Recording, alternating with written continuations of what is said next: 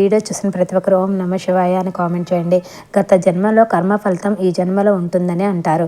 ప్రస్తుత జన్మలో మనం చేసిన దానమే వచ్చే జన్మ ఉన్నతికి ఉపయోగపడుతుందనేది పండితుల వ్యాఖ్య. బియ్యం దానం చేయడం వల్ల సకల పుణ్య ఫలాలు ప్రాప్తిస్తాయని పురాణాలు సైతం చెబుతున్నాయి. అయితే నవగ్రహ దోష నివారణకు దానాలు చేయడం వల్ల సకల శుభాలు చేకూరి కోరిన కోరికలు తీరతాయి. రవిగ్రహ దోషం ఉంటే గోధుమలను దానం చేసి కెంపు పొదిగిన ఉంగరాన్ని ధరించడం వల్ల రోగాలు మానసిక బాధలు తొలగి మనశ్శాంతి లభిస్తుంది. గురుగ్రహ శాంతికి శనగలు, చంద్రుడికి బియ్యం, కుజుడికి కందులు, బుధుడికి పెసలు, శుక్రుడికి అలసందలు, రాహువుకి మినుములు, కేతువుకు ఉలవలు, శనికి నువ్వులను దానం చేయాలి. మరణ భయంతో భీతిల్లే వారి ప్రాణ అభయం ఇవ్వడం, వ్యాధులతో నరకయాతన అనుభవించే రోగులకు వైద్యం చేయడం, పేదలకు ఉచితంగా విద్యను అందించడం, ఆకలితో అల్లాడే వారికి అన్నదానం చేయడం, ఈ చతుర్విధ దానాలు చేసిన వారి పూర్వజన్మ పాపాలు నశించి ఈ జన్మలోనే సుఖిస్తారు. శక్తి కొలిది చేసే ధన సాయం కానీ వస్తు సాయం కానీ ధర్మం అంటారు.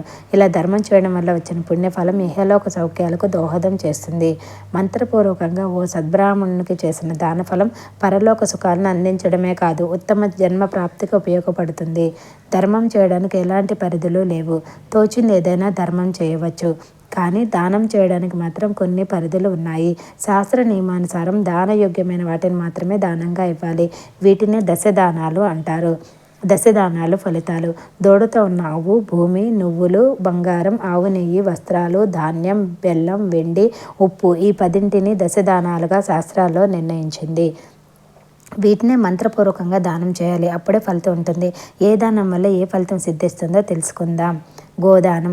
గోవులో సమస్త లోకాలు ఉంటాయి. పాలిచ్చే ఆవు, దూడతో కలిపి బంగారం కొమ్ములు, వెండి డెక్కలు, కంచు మూపురం, రాగి తోక, నూతన వస్త్రాలతో అలంకరించి పాలు పితికే పాత్రను కలిపి దానం చేస్తే శ్రీ మహావిష్ణువు సంతుష్టుడే దాతకు స్వర్గలోకం ప్రాప్తిస్తుంది. భూదానం. కృతయుగంలో హిరణ్యాక్షుని కారణంగా భూమి శూన్యంలోకి దొర్లిపోతుంటే శ్రీ మహావిష్ణువు వరాహతరం దాల్చి తన దష్ట్రాంగ్రంపై నిలిపి ఉద్ధరించాడు. సుక్షేత్రం. సమస్త సస్య సమృద్ధమైన భూమిని దానం చేయడం వల్ల అనంత పుణ్యఫలం లభిస్తుంది. వీరికి శివలోక ప్రాప్తిని పరమేశ్వరుడు అనుగ్రహిస్తాడు. తెలదానం. తెలలు అంటే నువ్వులు. శ్రీ మహావిష్ణువు శరీరం నుంచి పుట్టిన నువ్వులను దానం చేయడం వల్ల సమస్త పాపాలు నశించి విష్ణులోకం ప్రాప్తిస్తుంది. హిరణ్య. సువర్ణ దానం.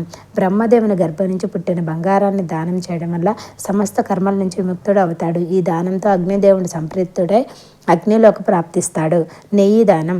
ఆజ్యం అంటే ఆవు నెయ్యి. ఇది కామధేనువు పాల నుంచి ఉద్భవించింది. దీనిని యజ్ఞయాగాదులందు సకల దేవతలకు ఆహారంగా హవిస్సు రూపంలో సమర్పిస్తారు. అంతటి పవిత్రమైన ఆజ్యాన్ని దానం చేయడం వల్ల సకల యజ్ఞఫలం లభిస్తుంది. ఈ దానంతో ఇంద్రుడు సంప్రీతుడై దాతకు ఇంద్రలోక ప్రాప్తిని అనుగ్రహిస్తాడు. వస్త్రదానం. చలి నుంచి శరీరాన్ని రక్షణ కలిగించే వస్త్రం కేవలం అలంకారానికే కాకుండా మానాన్ని కూడా కాపాడుతుంది. అట్టి వస్త్రాలను దానం చేయడం వల్ల సర్వదేవతలు సంతోషించి సకల శుభాలు కలగాలని దాతను దీవిస్తారు. ధాన్యదానం. జీవి ఆకలిని తెచ్చేది ధాన్యం. జీవి ఉత్పత్తికి ధాన్యమే కారణం. అట్టి ధాన్యాన్ని ఓ బండెడు దానం చేయడం వల్ల సకల దిక్పాలకులు సంతృప్తి చెంది ఇహలోకంలో సకల సౌఖ్యాలను అనుగ్రహించి పరమందు దిక్పాలలోక ప్రాప్తిని అనుగ్రహిస్తారు. గుడదానం. రుచులలో మధురమైనది బెల్లం. ఈ బెల్లం చెరుకు నుంచి ఉత్పత్తి అవుతుంది. బెల్లం అంటే వినాయకుడు శ్రీ మహాలక్ష్మికి మహాప్రీతి. ఈ దానంతో లక్ష్మీ గణపతుల సంతుష్టిలై దాతకు అఖండ విజయాలను అనంత సంపదలను అనుగ్రహిస్తారు. రజత దానం. అగ్నిదేవుని కన్నీటి నుంచి ఉత్పన్నమైనది ఈ వెండి. ఈ దానంతో శివకేశవులు సంతృప్తి చెందుతారు. దాతకు సర్వ సంపదలు వంశాభివృద్ధి అనుగ్రహిస్తారు.